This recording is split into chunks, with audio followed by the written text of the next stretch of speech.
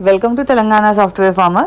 ఈ week video వచ్చేసి పెసర్లు, కందులు ఏవైతే మంచి శనగలు వేసామో వాటి అప్డేట్స్ అన్నమాట.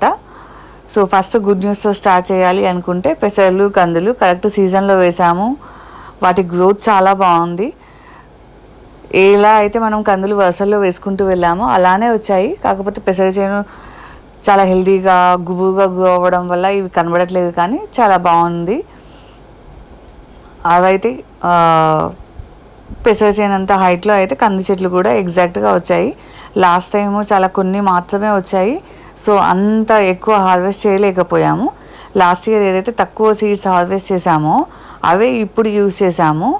సో వాటితో వేసిన చెట్లే ఇప్పుడు ఎక్కువ చెట్లు వచ్చాయన్నమాట.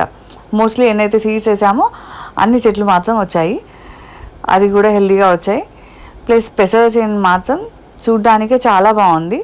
లాస్ట్ ఇయర్ మేము వేసిన పెసర కన్నా ఈసారి ఎక్కువ వస్తాయి అనుకుంటాను. ఎందుకంటే వాటి గ్రోత్, దానికైనా కాయలు చూస్తుంటే అర్థమవుతుంది చాలా మంచి గ్రోత్ ఉంది. కొత్త మట్టి అవ్వడం వల్లనేమో ఇంకొంచెం బాగా గ్రో అయింది అనిపించింది నాకు.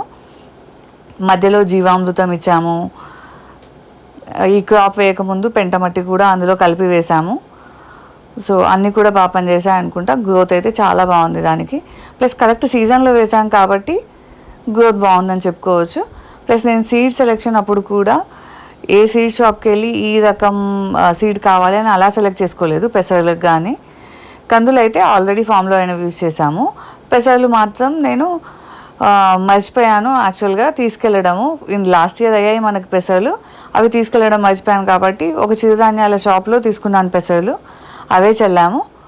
సో చాలా హెల్తీగా గ్రో అయింది పెసర చేను. గాలి వచ్చినప్పుడు అలా వీస్తూ ఆ చెట్లన్నీ ఒక సౌండ్ చేస్తూ చూడ్డానికి కూడా బాగుంది. ఆ గాలి సౌండ్కి అవి కదలడం అవి కూడా చాలా పీస్ఫుల్గా అనిపిస్తుంది పెసర చేను చూస్తుంటే.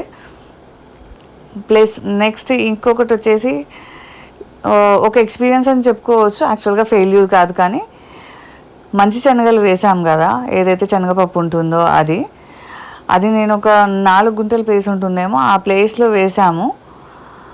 యాక్చువల్గా ఆ సీడ్ సెలెక్షన్ అప్పుడు కానీ టైమింగ్ అప్పుడు కానీ నేను మోస్ట్లీ వేసిన క్రాప్స్కి అయితే తెలుసు, ఐడియా ఉంది. కానీ ఇది ఫస్ట్ టైం వేసాం మనము. నేను దీన్ని చూడలేదు. కొన్ని ఆర్టికల్స్లో నేను చదివాను రేర్గా ఈ సీజన్లో కూడా వేయొచ్చు జూన్ జూలైలో అని.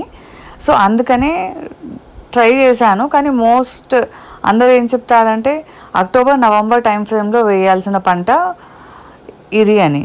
సరే ఒక ట్రై చేద్దాము, కొన్ని ఆర్టికల్స్లో ఉంది కదా అని చెప్పి నేను మెయిన్ పంటగా జూన్ జూలైలోనే దీన్ని యాడ్ చేసేసాను. సీడ్స్ అయితే అదే షాప్లో, ఏదైతే పెసలు తీసుకున్నానో అదే షాప్లో తీసుకున్నాను. ఈ సీడ్ కూడా చాలా బాగుండే. దీన్ని కూడా సేమ్ అలానే క్లీన్ చేసి మంచిగా వేసాము. అయినా కూడా అవన్నీ కూడా ప్లాంట్స్ రాలేదు. ఎక్కడో కొన్ని మాత్రమే వచ్చాయి. వచ్చిన కొన్ని కూడా అంత హెల్తీగా లేవన్నమాట. సో సీజన్ ఎఫెక్ట్ చాలా పడిందేమో అని అనిపిస్తుంది. నెక్స్ట్ టైం ఇంకా బెటర్గా దాని గురించి తెలుసుకుని వేస్తాను ఈసారి. మెయిన్ క్రాప్ కింద మాత్రం జూన్ జూలైలో వేయకుండా అక్టోబర్ నవంబర్ టైం ఫ్రేమ్లో వేసి చూద్దాం ఎలా వస్తుందో. ఈసారి మాత్రం మనకు ఒక ఎక్స్పీరియన్సే అది. నేనైతే ఏం ఎక్స్పెక్ట్ చేయట్లేదు అందులో నుంచి ఏదైనా వస్తుందని కూడా. ఇంకా